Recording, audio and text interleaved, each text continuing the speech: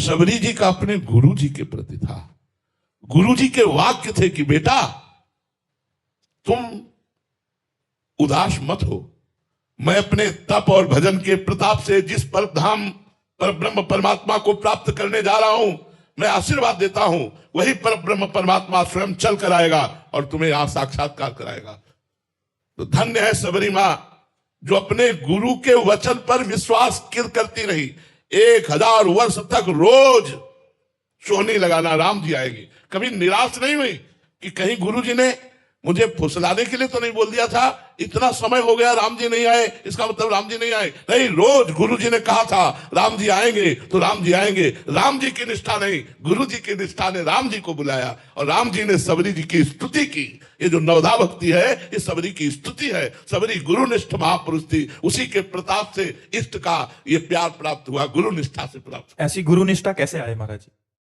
भगवान से प्रार्थना करो, भगवान से प्रार्थना करो कि अपने गुरु को मैं परब्रह्म में स्थित देख पाऊं, परब्रह्म रूप देख पाऊं। गुरु को प्राय लोग मनुष्य ही मानते हैं, मनुष्य रूप ही देखते हैं। कहेंगे जरूर कि गुरुर ब्रह्मा गुरुर विष्णु गुरुर्देव महेश्वरा, गुरु साक्षात परब्रह्म तस्मै श्री गुरुवे नमः।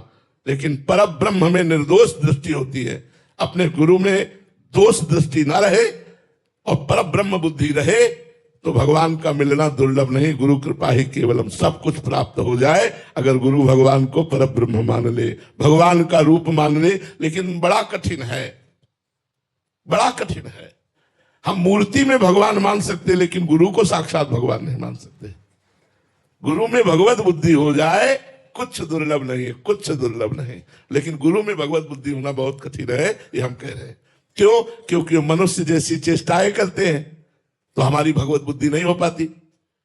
अगर गुरु में उनकी किसी चेष्टा में दोष दर्शन ना हो और भगवत बुद्धि हो जाए, बस बेड़ा पार हो गया।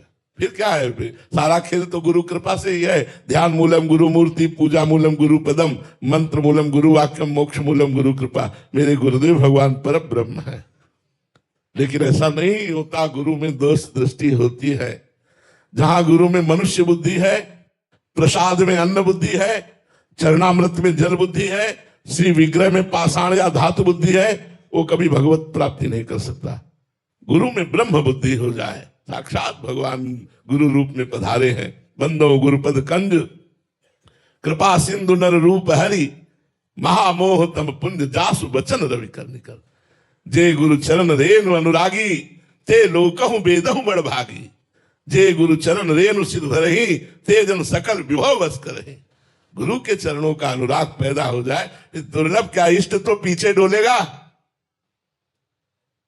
अगर गुरु भक्ति है तो गुरु प्रसन्न साहब अनुकूला, साहब तो पीछे डोलेंगे, गुरु को पकड़ लो। लेकिन लोग गुरु को छोड़ देते, साहब को पकड़ना चाहते तो साहब हाथ नहीं आते, साहब हाथ नहीं आते।